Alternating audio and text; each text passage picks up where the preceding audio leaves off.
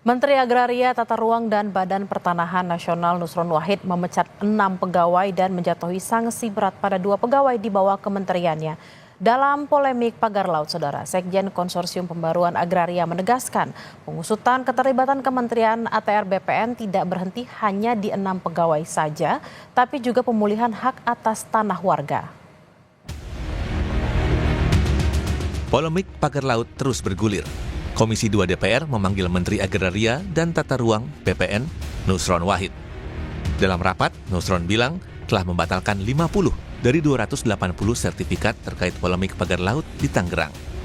Nusron sebut pembatalan sertifikat masih akan berpotensi bertambah. Tak hanya itu, buntut dari pemasangan pagar laut, 6 pegawai Kementerian ATR BPN diberhentikan dan 2 pegawai dijatuhi sanksi berat. Salah satu pegawai Kementerian ATR BPN yang diberhentikan adalah Kepala Kantor Pertanahan Kabupaten Tangerang saat itu.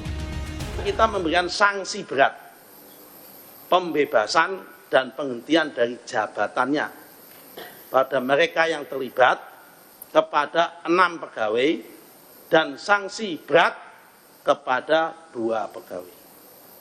Nah, nama-nama pegawainya siapa saja kami nggak bisa sebut. Anggota Komisi 2 DPR fraksi PDI Perjuangan, Deddy Sitorus, meminta pegawai ATR BPN yang terlibat kasus pagar laut tak hanya diberi sanksi berat, tetapi juga diancam pidana agar memberikan efek jera. Saya kira tidak cukup hanya sanksi berat, harus proses hukum, karena ini kejahatan.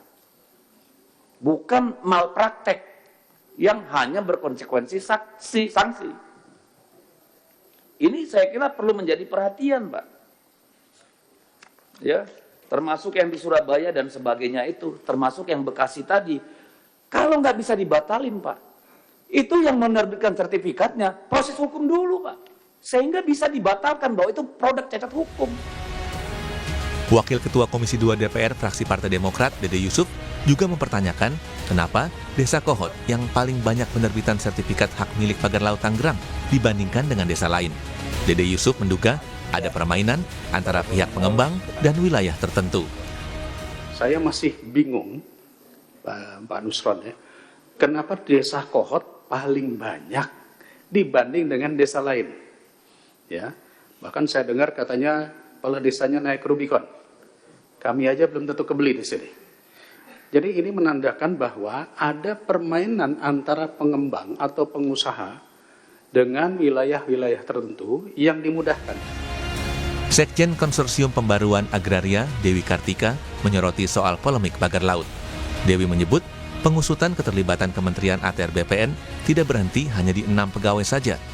Dewi juga bilang pemulihan hak atas tanah warga. Sampai ini jadi hanya tumbal 6 pejabat di level kabupaten, padahal sebenarnya bahkan harus dicek lagi ke tingkat provinsi dan pusat. Kemudian juga lintas kementeriannya seperti apa, sehingga kebutuhan untuk membentuk satgas itu menjadi penting atau namanya apapun ya.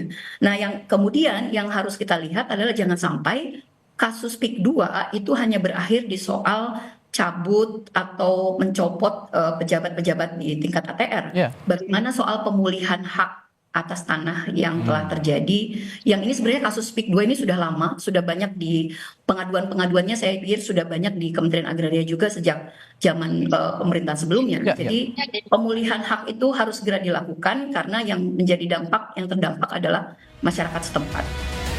Berikut adalah 8 pejabat kantor pertanahan Kabupaten Tangerang yang dijatuhi sanksi pencopotan jabatan hingga pemecatan yang diduga terlibat kasus pagar laut. JS, Kepala Kantor Pertanahan Kabupaten Tangerang; SH, ex-Kepala Seksi Penetapan Hak dan Pendaftaran; ET, ex-Kepala Seksi Survei dan Pemetaan; LM, ex-Kepala Survei dan Pemetaan; KA, ex-PLT Kepala Seksi Penetapan Hak dan Pendaftaran; WS, YS, dan NS, Ketua Panitia.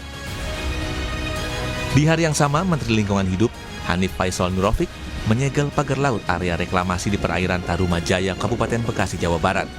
Menurut rencana, semua pihak yang terlibat dalam kegiatan pemagaran laut dan reklamasi akan dipanggil. Tim Liputan, Kompas TV.